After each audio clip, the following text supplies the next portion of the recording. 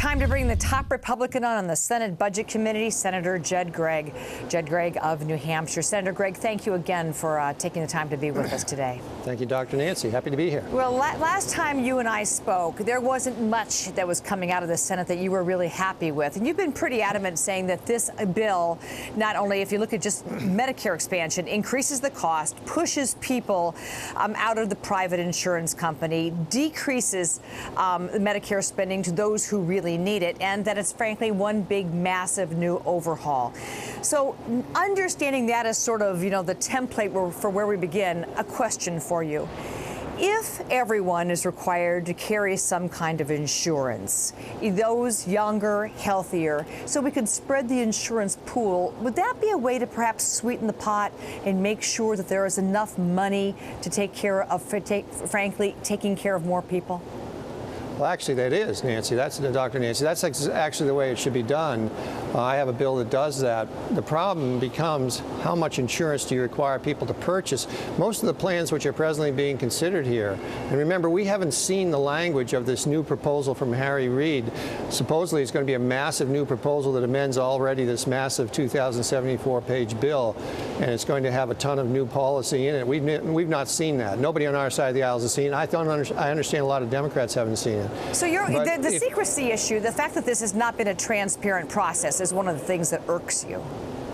Yes, of course. I mean, this is affecting 16% of our economy. Everybody's life is going to be impacted by this, and yet all of this is being done behind closed doors. And here was an administration that came in and said they're going to be very open about it. In fact, they were going to have the TV cameras in the room when they drafted these pieces of legislation.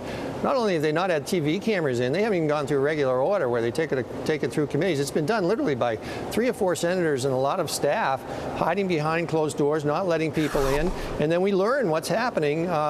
Deus ex machina. It's just dropped on us out of the sky here. We've had this bill for 8 days. It took 8 weeks to design it behind closed doors. Now we've got a new bill coming at us, supposedly, that's going to, I think, destabilize Medicare even further, significantly, and expand Medicaid further, which can be extraordinarily expensive. And it probably isn't a good way to get health insurance out there and force people out of their health insurance system, in my opinion, if it's as publicly reported, because you're going to end up with employees and employers having to pay so much more for private insurance, so they'll be pushed in the public plan. Senator, last week you took great issue with the numbers that I was putting forward as to how much this might cost, and your number was much higher than anything else I had heard. But what does the CBO have to present to you for you to be at all happy with the amount of money invested? Well, here's the problem. The numbers that are being proposed by CBO are accurate numbers, but they're being given terms off of which to get those numbers, which are really well, they're playing games with those terms. Take example, the number $846 billion, which is the number this bill allegedly costs. That number is calculated by starting the program in the 4th and 5th year of a 10-year cycle. While you start the taxes and you start the cuts in Medicare in the 1st year, they start the actual spending on the program in the 4th and 5th year. So they look like they're in balance because they're matching 10 years of spending cuts in Medicare and 10 years of tax increases against only 5 or 6 years of actual spending.